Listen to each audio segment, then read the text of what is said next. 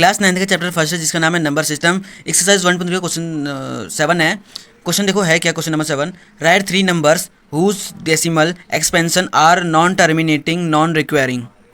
यहाँ पे आपको नॉन टर्मिनेटिंग तो पता ही होगा क्योंकि वो मैंने बता रखा हूँ पहली वीडियो में ही। और नया वर्ड मिला है आज, नॉन रिक्वायरिंग। अब ये होता कैसा है ना, ये होता तो एक रिपीटिंग नंबर्स में आता है, बट ये इसका जो रिपीटिंग नंबर होता है थोड़ा वो अलग सेंस में होता है। जैसे कुछ लिख दे रहा हूँ एग्जांपल के लिए। यहाँ पे देखो एग्जांपल के लिए 2 नंबर लिखे मैंने। अब देखो जो ऊपर वाला नंबर है 0.666 यानी कि पॉइंट के बाद ये नंबर रिपीट हो रहा है, और इसको कैसे लिख सकते हैं, ऐसे, यानी कि इसके ऊपर हम बार लगा सकते हैं। लेकिन ये नंबर भी क्या है, एक रिपीटिंग नंबर है, लेकिन इस नंबर के ऊपर हम बार नहीं लगा सकते। बस ये डिफरेंस है कि ये हो जाएगा नॉन टर्मिनेटिंग, और ये हो जाएगा नॉन रिक्वायरिंग। इसको भी हम नॉन टर्मिनेटिंग बोलेंगे क्योंकि टर्मिनेटिंग का मतलब क्या है कि पॉइंट के बाद कोई नंबर जब रुक जाता है तो उसको बोलते हैं टर्मिनेटिंग। नॉन टर्मिनेटिंग क्या हो, जो पॉइंट के बाद चलते ही रहता है, चाहे वो इस फॉर्म में हो चाहे वो इस फॉर्म में हो, कहेंगे दोनों को ही नॉन टर्मिनेटिंग।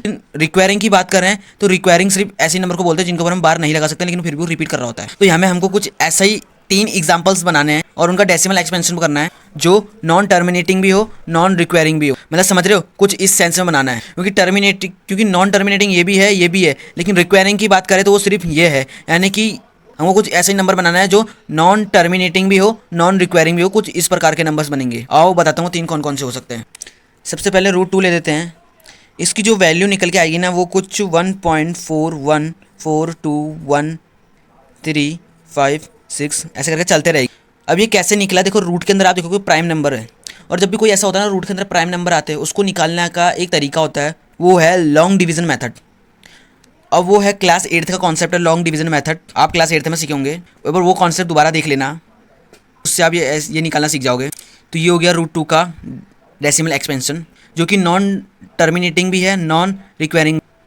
और ऐसे ही हो जाएगा पाई का ले लेंगे। पाई की क्या वैल्यू होती है एग्जैक्ट तो नहीं कह सकते, लेकिन पाई की कोई कंफर्म वैल्यू नहीं है। इसकी जो वैल्यू होगी 3.1415926 ऐसे। एक तीसरी हो जाएगी ई की वैल्यू।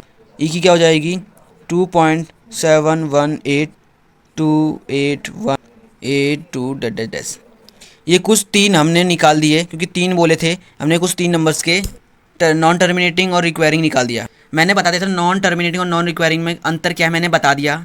टर्मिनेटिंग वो हो गया जो कुछ इस तरीके से रिपीट होते रहते हैं, जिनको हम ऊपर बार लगा सकते हैं, और कुछ इस प्रकार के होते हैं जिनके ऊपर हम बार नहीं लगा सकते फिर भी वो रिपीट हो रहे होते हैं, वो दोनों नंबर नॉन टर्मिनेटिंग में आते हैं। और रिक्वायरिंग क्या हो जाएंगे, नॉन रिक्वायरिंग, जो भैया नंबर रिपीट तो हो रहे हैं लेकिन उनको हम बार नहीं लगा सकते, यानी कुछ इस प्रकार के नंबर। तो ऐसे ही हमको एग्जांपल देने जो नॉन टर्मिनेटिंग और नॉन रिपीटिंग हो, रिक्वायरिंग हो, ऐसे के एग्जांपल देने थे 3, वो हमने दे दिए। इनके लिए आपको क्या करना होगा ना, ई की वैल्यू और पाइप की वैल्यू, ये बस उनकी वैल्यूज़ रखी मैंने, तो उनको आप बस एक लर्न करना होगा।